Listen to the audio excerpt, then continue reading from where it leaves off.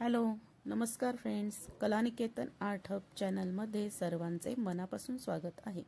आपल्या चॅनलवरील ग्रेड परीक्षेसंबंधित व्हिडिओजला तुमचा चांगला प्रतिसाद मिळत आहे, त्याबद्दल धन्यवाद. तसेच विषयांची सविस्तर माहिती या व्हिडिओजला पण तुम्ही पसंती देत आहात. आजही आपण असाच माहितीपूर्ण व्हिडिओ बघणार आहोत. या आधीच्या व्हिडिओमध्ये वस्तुचित्र म्हणजेच ऑब्जेक्ट ड्रॉइंगची सविस्तर माहिती 1 मध्ये वस्तुचित्र म्हणजे काय व वस्तुचित्रांची मांडणी कशी करावी याबद्दल माहिती आहे. ज्यांनी व्हिडिओ बघितला नसेल त्यांनी जरूर बघा. म्हणजेच आजच्या भाग 2 मध्ये वस्तुचित्रांचे रेखांकन कसे करावे व रंगकाम कसे करावे हा व्हिडिओ तुम्हाला अजून चांगल्या प्रकारे समजेल.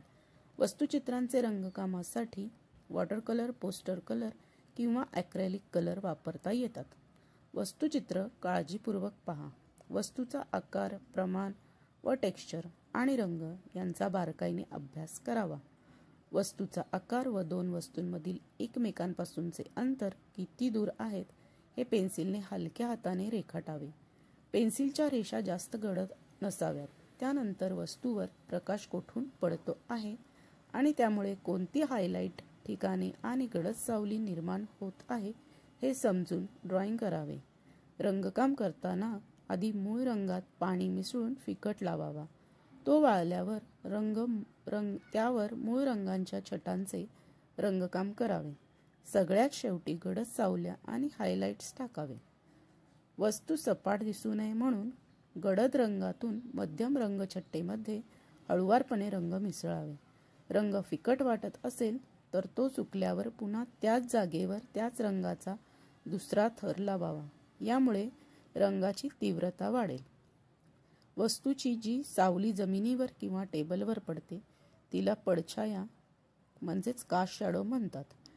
शॅडो थोडी अस्पष्ट ठेवावी. वस्तूंच्या कडा म्हणजेच एजेस आणि बारीक तपशील म्हणजेच डिटेल्स कमी नंबरच्या ब्रशने व्यवस्थित पूर्ण करा.